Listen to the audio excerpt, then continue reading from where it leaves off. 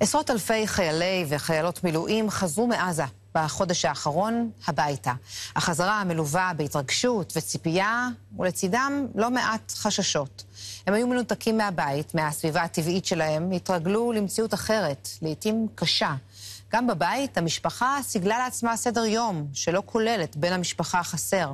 עכשיו, כשהם בבית פיזית, לפעמים הראש נשאר עדיין שם, במלחמה. אז איך מגשרים על הפער הזה וחוזרים להיות משפחה כמו פעם? סמדר פלד פגשה 3 זוגות ששיתפו אותה בכנות ברגעי הקושי וגם ברגעי השמחה.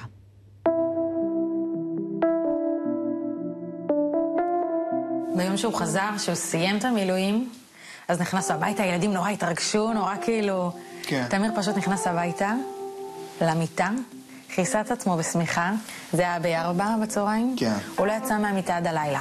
מה שאני אומרת לעצמי, תחזיקי עוד קצת שירה, עוד קצת, תחזיקי עוד קצת.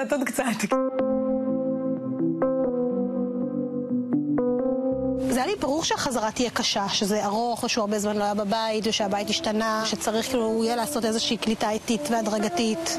מאוד. לא חשבתי שהיא תהיה כל כך איטית והדרגתית. אני צריך לרכוש את מקומי מחדש בבית. וצריך להסתגל, ואני מפריע למישהו. הוא אורח בבית כרגע.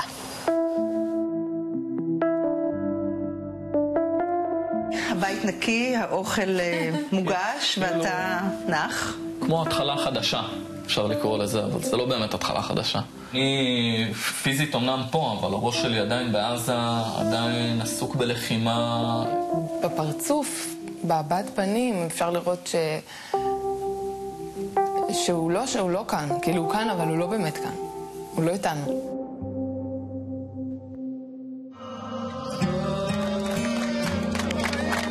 המשפחה, החברים, אולי לצאת לבילויים, שיחות עמוקות, שיחות של הנפש בלילה, להתמודד עם שינויים, ההרגלים הישנים, הנשמה במלחמה עם הקרמה.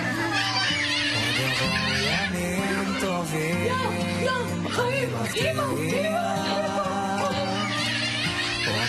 זה כל כך מרגש וכל כך מצטלם המפגש הזה אחרי ימים ארוכים בעזה.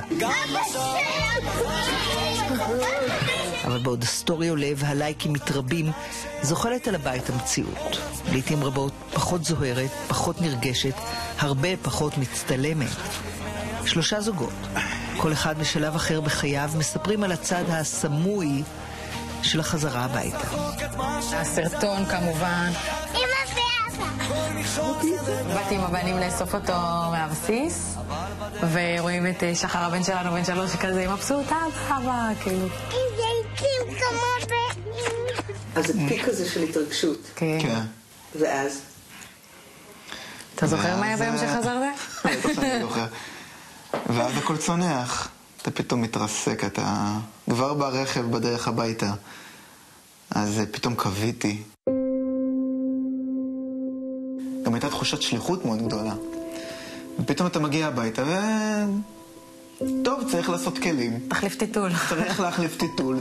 הוא מתיישב, שתמיד את הסיטואציה, כאילו בית בלגן, הילדים. הוא מתיישב. איך קשה לחזור הביתה? סליחה? כאילו גם לי היה קשה, גם אני חוויתי פה משהו עכשיו 4 חודשים, שכאילו הייתי צריכה להחזיק, וכאילו איכשהו חזר הייתי חולה, פשוט נפלתי.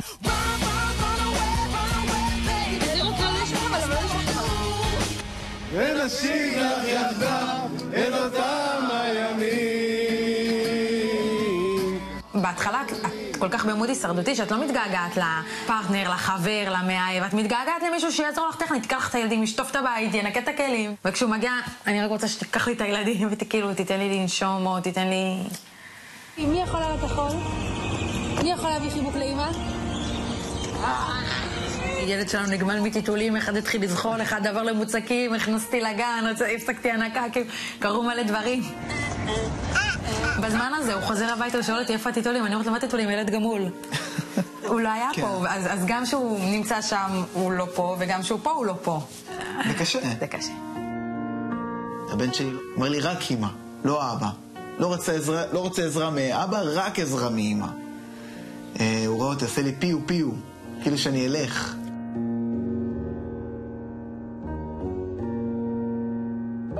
והזוגיות של היום שאחרי? לי היה קשה שהוא היה חסר סבלנות כשהוא חזר. כן.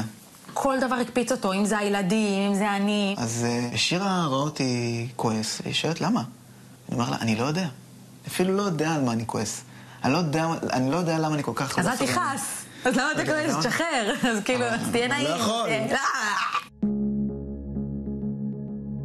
הוא לא כאן, הוא לא נוכח בשביל לחבק אותי, כי הוא שם, הראש שלו שם, הלב שלו שם, כן? את רואה שאני מדברת ואני כאילו יכולה לפתוח את הלב, ואז הוא... עושה לי כזה, מה? שכאילו פתחתי את הלב, כאילו, תגיב, תהיה איתי, אני צריכה פרטנר, לא היה לי פרטנר עכשיו, 4 חודשים, הפרטנר שלי חזר. דבר אליי, כאילו, תנחח. יש קושי לאזרחים להבין מה חיילים עוברים. את לא תביני, את לא תוכלי להבין אותי. זה לא אותה שפה, זה לא... הדברים שעוברים שם, אי אפשר באמת להסביר את זה. כשהיית במצב של סכנה והמוח כל הזמן היה באיתור הסימנים המסכנים, לוקח למוח האנושי זמן לעכל את זה שעכשיו אני חוזר שוב לקצב אחר, למצב אחר ליום-יום הזה. ובאמת זה פער גדול מהתחושה הזאת של הביחד ושל כל אחד עוזר לשני כדי להציל אחד את השני, למין הדברים הפשוטים האלה.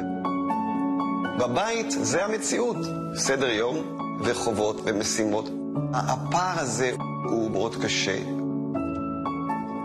פעם הראשונה שהוא חזר אחרי איזה 6 שבועות, אז בדיוק זה היה היום שקבעתי עם הקטנה שנעשה יום כיף, אז הוא חזר, וכאילו זה שינה את התוכניות ויצאתי איתו, והיא נורא כעסה, ואמרה, מה, בגלל שהוא חזר, אז עכשיו נעשה כל היום מה שהוא רוצה. ואז היא ישבה והסתכלה על סרטונים של אבות שחוזרים מהצבא, וילדים הקטנים קופצים עליהם, והיא אמרה, יואו, זה כל כך מרגש, זה כל כך יפה. אני יודעת, גם אבא שלה חזר היום, אבל זה לא... אף אחד לא קפץ עליהם. הבית השתנה ב4 חודשים שהוא לא היה פה, השגרה השתנתה, הלוז השתנה. הבית היה מסודר 4 חודשים. עכשיו אני זוכרת שהוא חזר ופרק חפצים של 4 חודשים, שגם בכניסה לבית בסלון ככה יפה. ואז כל יום הוא לקח 2 חפצים והחזיר אותם למקום. לאט, לאט ובנחת. ועל זה אגב התאפקתי ולא הערתי לך. נכון.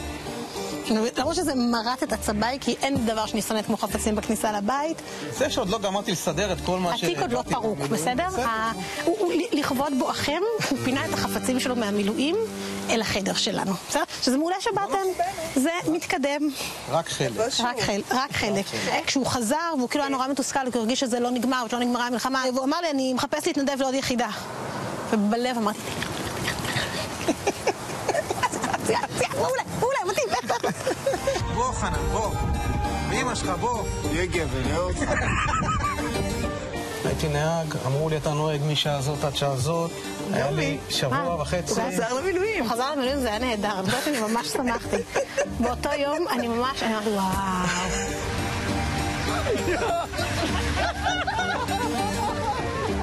אני חושבת שהשבועיים האחרונים של המילואים עשו ממש טוב לשנינו. כאילו זה היה איזושהי נחיתה הדרגתית, ואני יודעת שעושים נחיתה הדרגתית, ואני יודעת שזה, אבל זה גם היה טוב שנחיתה הדרגתית היה רחוק ממני. והחשש, עזה, מסוכן. זה לא עבר לו בראש. הוא נורא ממורמר, הוא חושב שאני לא דאגתי לו. אני רוצה להגיד שלפני המון שנים, כשהוא היה במילואים, גם כן בעזה, אז כל הכיסאות בבית, הריפוד היה קרוע, ואני נכנסתי לטרפת שאם הוא מת אין על מה לשבת 7.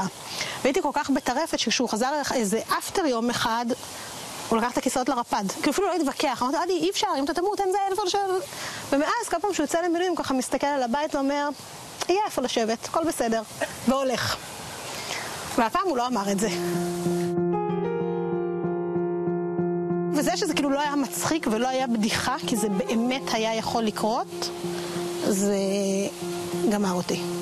הידיעה שכל יום זה יכול לקרות. שכל רכב צבאי שעובר במושב, שנוסעים בו 4 אנשים, יכול להיות שהם בדרך למישהו, ויכול להיות שעכשיו כאילו הם חותכים לו את החיים שהוא מכיר, והם...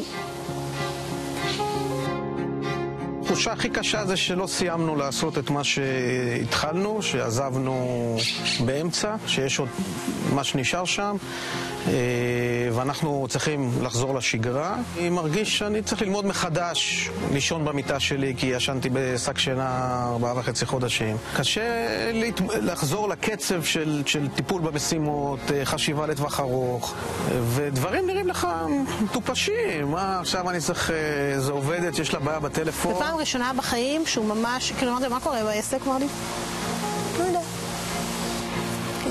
כן. איבד לגמרי עניין. אנשים חווים כרגע תגובות שהם בעצם לא מכירים בעצמם, כמו עייפות, כמו רגזנות, כמו פתיל קצר, כמו חוסר יכולת להתרכז וכו'. אבל כל זה תגובה נורמלית של המוח שלנו שעובר ממצב של עוררות יתר והישרדות למצב של רגיעה.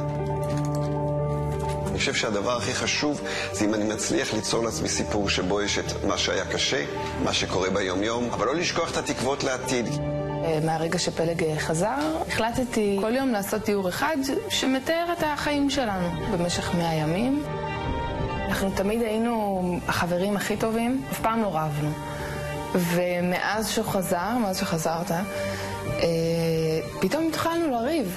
כי פשוט האנרגיה שלנו שונה לגמרי, כל אחד במקום אחר. המעבר מהאזרחות לצבא הוא ברגע. אתה רק שם את המדים ואתה חוזר להיות בעצם הבן 18, בן 19. אבל ברגע שאתה מוריד את המדים, המעבר הוא לא חלק. אפשר לראות את זה אפילו באחד האיורים. אני רואה את עצמי עדיין עם מדים כשאני מסתכל על עצמי במראה. אני אומנם פה, אבל המוח שוב שם בעזה. כשהוא חזר אז אמרתי, יאללה, אני אקח אותו לחופשה רומנטית במצפה רמון. בדרך עוברים במטווחים של בה"ד 1. אז לאורך כל הסופה שאנחנו שומעים יריות. ואז התחיל מין כזה, אבל למה אתה לא יכול להתרכז בסיטואציה? ולמה אתה לא יכול ליהנות ממה שקורה כאן ועכשיו? והוא לא מבין אותי ואני לא מבינה אותו. ואז אנחנו יושבים בחוץ בלילה, במצפה רמון, רואים את הכוכבים, אני כזה, איזה יפה, הכוכבים, איזה כיף לנו.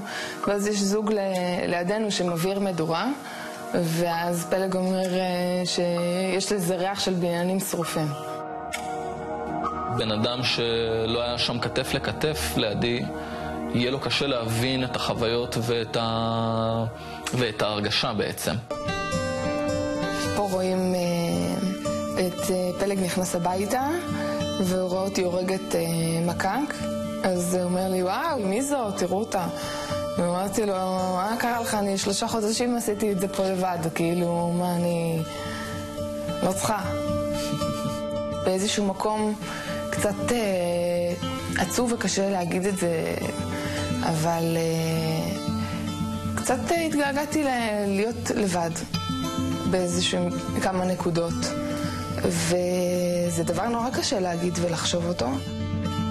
היה לי ביומים הראשונים קושי מאוד גדול להזדהות עם הציורים. ועכשיו אני מסתכל על זה בדיעבד, אחרי שחזרתי לעבוד, חזרתי לשגרה שלי, אני מבין את הקושי שרותם הייתה צריכה לחוות ממני, ובעצם איך האינטנסיביות של הלחימה בעזה בעצם השפיעה עליי. צריך לפתוח דברים, כי יש גם הרבה דברים בתת מודע שככה מתבטאים, וזה סוג של מגבר שפשוט מקרין אותך החוצה. פשוט לתת לזה יותר זמן. צריך לחכות, עברתי אירוע מטלטל.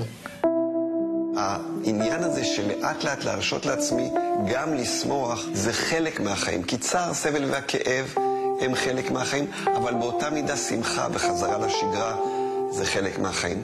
למצוא את הזמן שאני יכול ללכת עם בת הזוג או בן הזוג לבית קפה ולשבת בשקט. למצוא את אותו זמן שאני מצליח לקרוא ספר בשקט. כל זוג צריך לחפש את הדברים, להזכיר לעצמו קודם כל. את הדברים שהוא אהב לעשות לפני, ולאט לאט, לא לצפות שזה קורה מ-0 ל-100 בבת אחת, אבל לאט לאט להכניס את זה לשגרה של היום-יום. אז קדימה, מה אתה עושה? אז קדימה, מה אני עושה? אני צריך לחשוב, אולי שנה הבאה נצא לאיזה סוף שבוע. יש לי תוכניות.